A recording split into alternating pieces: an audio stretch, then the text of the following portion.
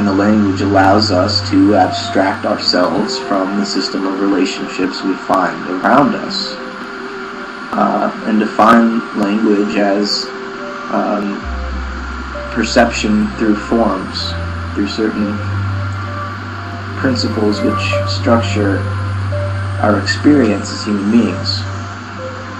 The form that we breathe reality into as human beings using our language. And so already to speak a language is to invent as many problems as you could ever solve.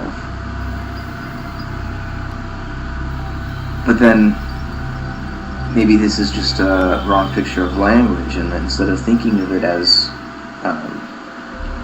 a medium for posing problems, we could see it as a method of poetry. One thing I haven't mentioned in this video is that language is also collective, so we learn it from each other. We speak it to share with one another. But somehow it's not ours. It's not mine, at least as an individual. Somehow it exists in between us, and only in between us. Language, the underlying principle to everything that we have perceived. Language is the base, the beginning, the foundation. The foundation to grow, to expand, to become, to be. This is a gift, a great gift. Language exists within all of us, but then outside of us, in between and around any of us. This is the gift in which we have been given as human beings, consciously aware humans. Just by using and expressing language in everyday action, creation ideas, thoughts, perceptions, goals, literature, dreams, stories of outlandish realms of existence or worlds of thought, perception, use of language. These things all come into play with the gift of language. Without language, none of these things would exist. Would contemplative thought exist? Without language, could we exist?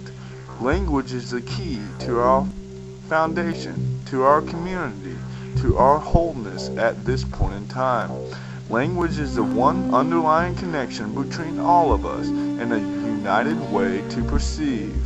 This is really all language is. Language is simply a method or a tool for our consciousness to understand what we see, what we perceive, and what we think we are. Now, every word has a different meaning. Every word has a different meaning when you put it into different contexts.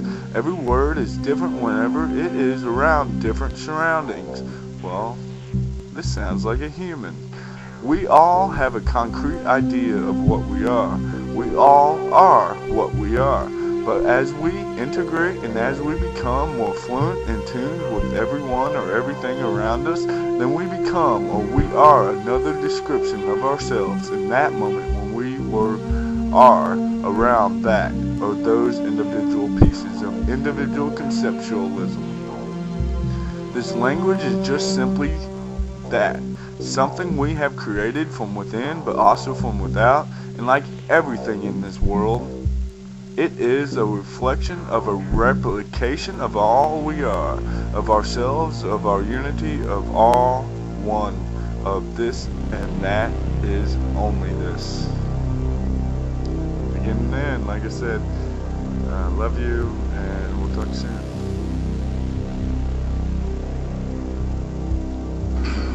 Okay, so here's the proposition I'm going to begin with. There is an animal with a spiritual problem. That animal is the human being. But before there could be a human being with a spiritual problem, there had to be a language. Because this is, after all, a proposition which I'm making here. It's a problem that exists only for an animal with a language. Otherwise, the question or the problem couldn't have been posed at all. And so this means then that the fundamental question underlying everything is the question of language. Before we can ask, what is the human being? What is the good? What is the true? What is the beautiful? What is the way, the path, the Dharma?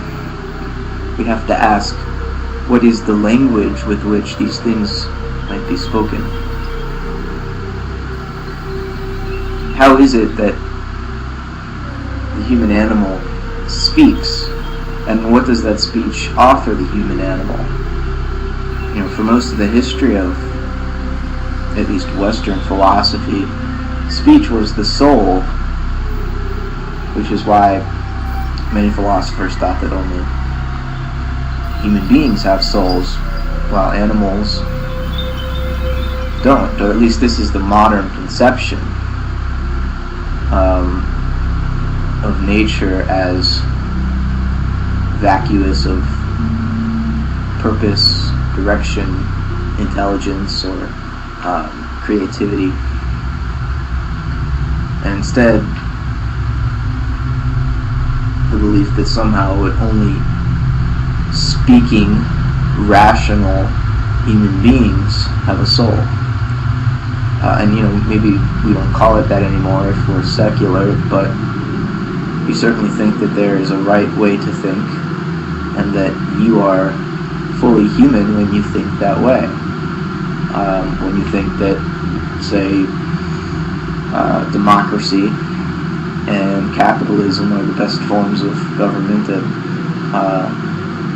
the best form of economy that are possible. If you're secular, you could be a communist too, of course. You could be a socialist or an anarchist. You could be a lot of things. But you're still saying that there is one, if not perfect way of being a human being, at least one best way. And that human beings that behave in that way have this special something. May as well call it a soul. But the point is, the idea of a soul, of something existing separate from our immediate experience as a body in a world, among others, we had to have a language. And, he's a neo-Kantian, so the idea is that these underlying structures are somehow a projection of our mind, our conscious experience, rather than a fundamental property of reality itself. There is this consciousness thing which is irreducible. And so, to try to understand the world independent of it is out of the question. It's impossible. We feel the world as already ordered when we sense it. So we're not getting a raw, meaningless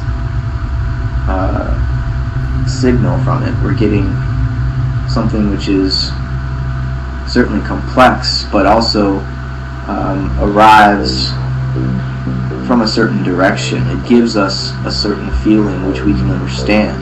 It's meaningful. And what our bodies do is they sort out which meaning is most important in this overwhelming gift that we're offered by everything that surrounds us. Because it's so overwhelming, we have to narrow it down, we have to reflect on it and draw our attention towards something specific. And that's what the physiology of the body does. The gross senses collect this energy from the surrounding universe and transform it into our experience, our identities.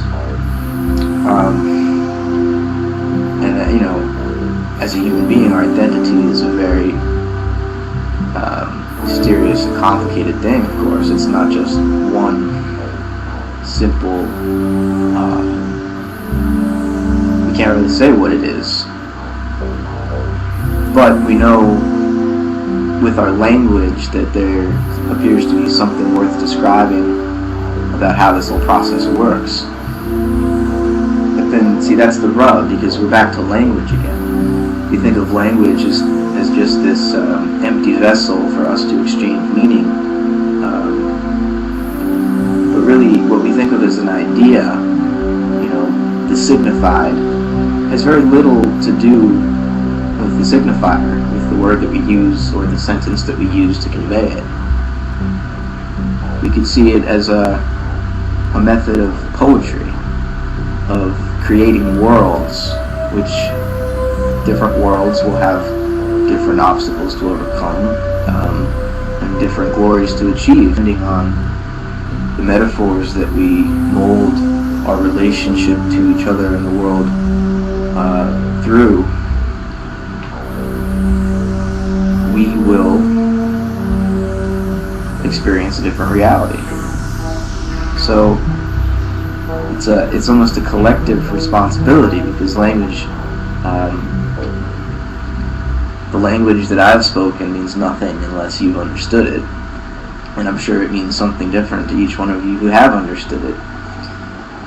But I need some response, so let me know what you think.